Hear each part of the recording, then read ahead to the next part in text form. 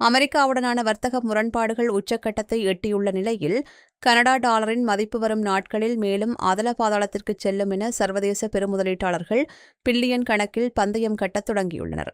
அமெரிக்காவின் commodity features trading commission வெளியிட்டுள்ள அதிரடி தரவுகளின்படி கனேடிய டாலருக்கு எதிராக போடப்பட்டுள்ள நிகர ஷார்ட் பொசிஷன் மதிப்பு சுமார் 12.5 பில்லியன் அமெரிக்க டாலர்களை எட்டியுள்ளது. சிகாகோ மெர்காண்டைல் எக்ஸ்சேஞ்ச் சந்தையில் ஜப்பானிய யென் நாணயத்தை மிஞ்சும் அளவுக்கு முதலீட்டாளர்களால் சர்வதேச அளவில் அதிகளவு ஷார்ட் செய்யப்பட்ட நாணயமாக கனேடிய டாலர் உருவெடுத்துள்ளது. 2024 டிசம்பர் மாதத்திற்கு பிறகு கனேடிய டாலருக்கு கிடைத்துள்ள மிகப்பெரிய பின்னடைவு இதுவாகும். ஒரு நாட்டின் நாணய மதிப்பு எதிர்காலத்தில் சரியப்போகிறது என்பதை முன்கூட்டியே கணித்து அதன் வீழ்ச்சியிலிருந்து பெருமளவில் லாபம் ஈட்டுவதற்காக மேற்கொள்ளப்படும் வர்த்தக உத்திய ஷார்ட் செல்லிங் எனப்படுகிறது. தற்போது 12.5 பில்லியன் அளவுக்கு டாலர் ஷார்ட் செய்யப்பட்டுள்ளது என்பது கனடா பொருளாதாரம் முழுமையாக முடங்கிவிட்டது என்பதை குறிக்கவில்லை என்றாலும் குறுகிய காலத்தில் கனேடிய டாலர் கடுமையான வீழ்ச்சியை சந்திக்கும் என்பதில் பெருமுதலீட்டாளர்கள் உறுதியாக இருப்பதை காட்டுகிறது.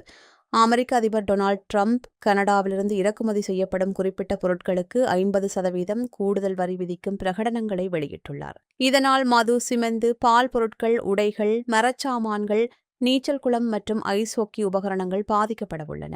2026 ஆகஸ்ட் 19 இது அமலுக்கு வரவுள்ளது. சுமார் 20 பில்லியன் டாலர் மதிப்பிலான இறக்குமதிகளுக்கு மட்டுமே இந்த வரி பொருந்தும். எரிசக்தி, பொட்டாசியம் மற்றும் முக்கிய கனிமங்கள் போன்ற அத்தியாவசிய பொருட்களுக்கு விலக்கு அளிக்கப்பட்டுள்ளது. கனடா மத்திய வங்கி தனது கொள்கை வட்டி விகிதத்தை 2.25% ஆக வைத்துள்ள நிலையில் அமெரிக்காவில் வட்டி விகிதங்கள் தொடர்ந்து உயர்மட்டத்திலேயே நீடிக்கின்றன.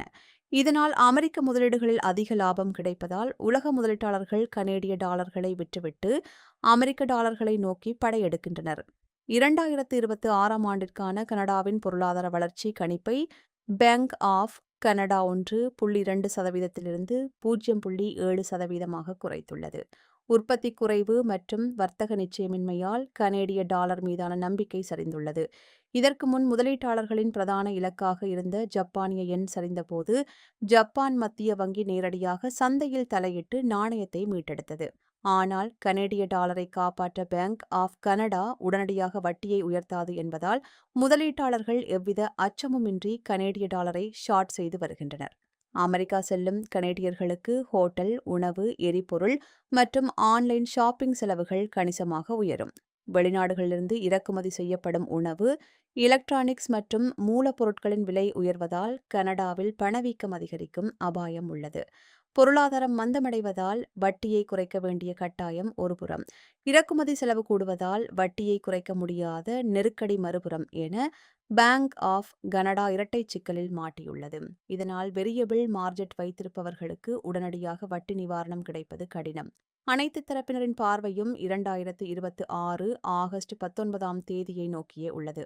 அன்றைய தினம் சாத்தியமாகக்கூடிய 3 சூழல்கள்: ஒப்பந்தம் எட்டப்பட்டால், வரிகள் தள்ளி வைக்கப்பட்டால், ஷார்ட் செய்தவர்கள் அவசரமாக திரும்பப் பெறுவார்கள். இதனால் ஷார்ட் ஸ்குவிஸ் ஏற்பட்டு கனேடிய டாலர் மதிப்பு திடீரென விண்ணை முட்டும்.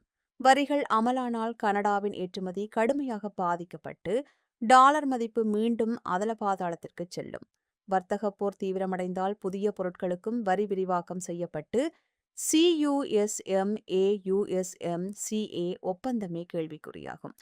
கனடாவின் தொழிலாளர்கள், விவசாயிகள் மற்றும் குடும்பங்களை பாதுகாக்க தேவையான அனைத்து நடவடிக்கைகளும் எடுக்கப்படும் என பிரதமர் மார்க் கார்னி உறுதியளித்துள்ளார். இருப்பினும் அமெரிக்காவுக்கான பதில் நடவடிக்கை குறித்து கனடாவின் மாகாணங்களிடையே கருத்து வேறுபாடுகள் நீடிக்கின்றன.